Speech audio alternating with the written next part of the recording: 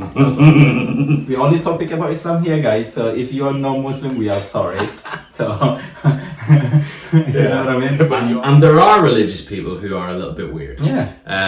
Because they are It's human, isn't it? They are very, very. A lot of people think, you know, if you're very, very religious, you can't have fun. You can't. When you say about religious people who, you know, very serious, I think it depends where you go. If you go to, well, I only can give you an example in my country.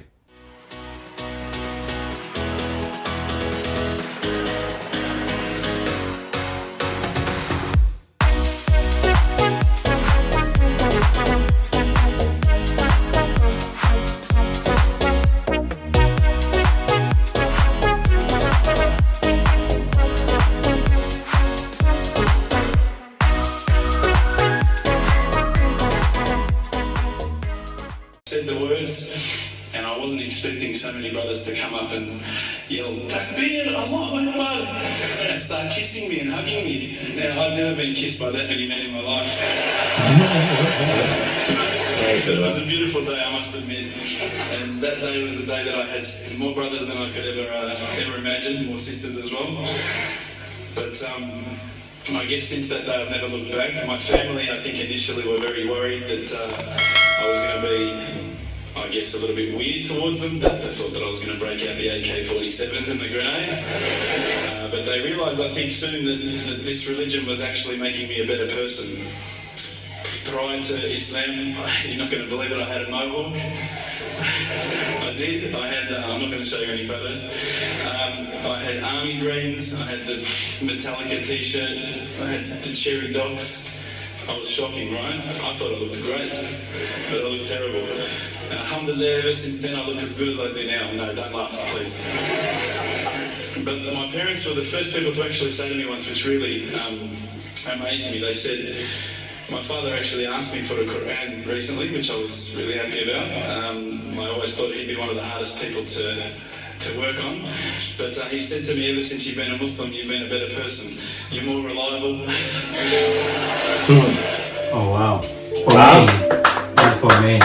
I don't know you, but... It's an emotional story, yeah. It's a personal story. Oh, for me, that is amazing. I mean, beside about the he converted to Islam, for me, the amazing thing is the story about him trying to find the answer about life, about a God, extraordinary. I mean, either Islam or Christian, you're gonna believe after that. But for me, the way he tried, I mean, like you, for example, don't be offended, or a lot of people out there want to know this religion or Islam or Christian, whatever.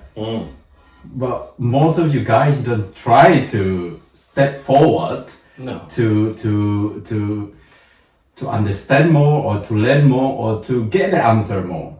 That's what you know. But he doing it. That's it's amazing. He tried every single religion. He tried Buddhism or Hinduism, you know, or back to Christian or Judaism.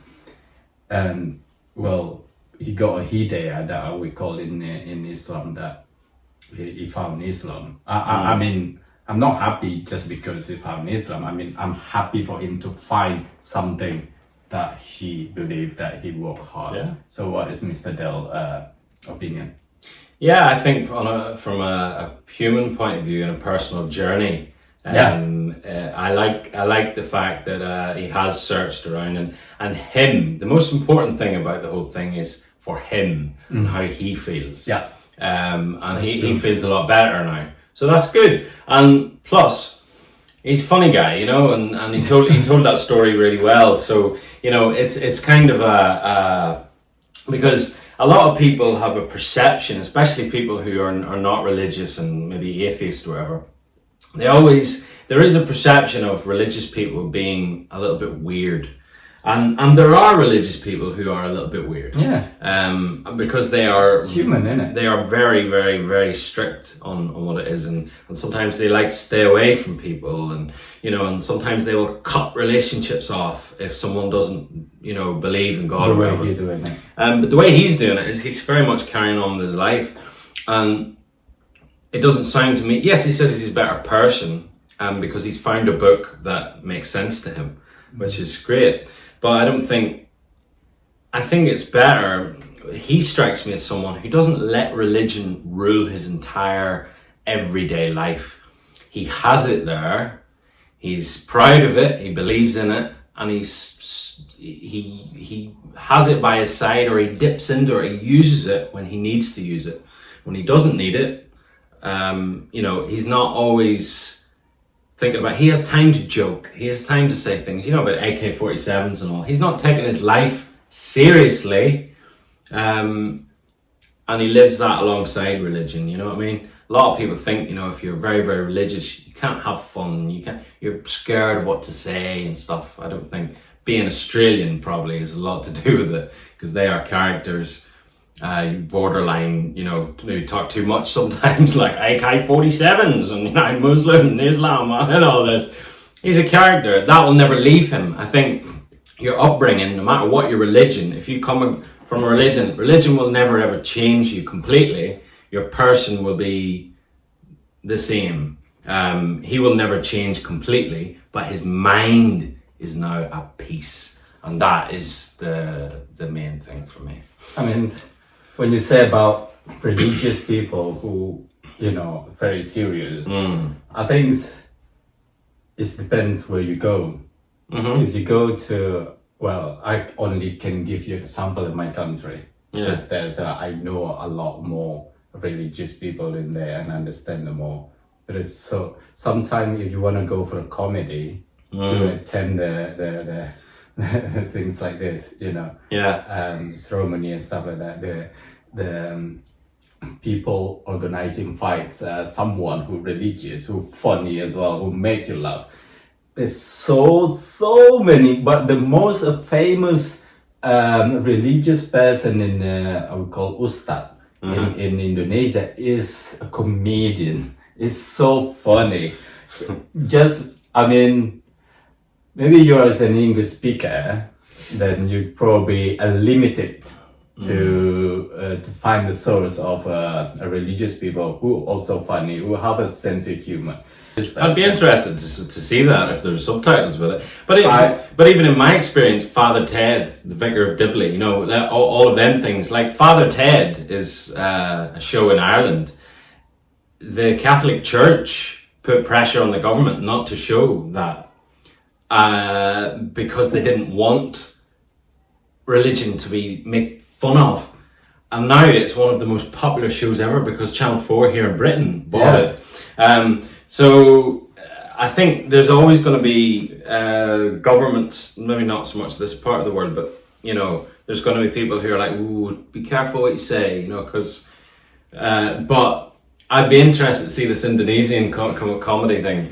You won't believe in my mosque, my house. Daniel now. Remember Daniel said when he first time arrived in my house, he's gonna shoot. Do you remember Daniel was like, it's been a long time, but I remember. No, remember what he said? No, you're gonna shoot the speaker or the mosque. Yeah. So my house, because my mom requested if I want to build a house close to the mosque. So only like hundreds about 100 meters from the mosque. Yeah. So like before Maghrib, which is one of the time you pray, like after the sunset. Yeah. In the mosque, they play instead of person who doing the speech. The recorded thing. Yeah, they record it. Yeah. But it's so funny. Sometimes when I work in the house, I just laugh at myself, just listen and then a lot of because it's funny words in it.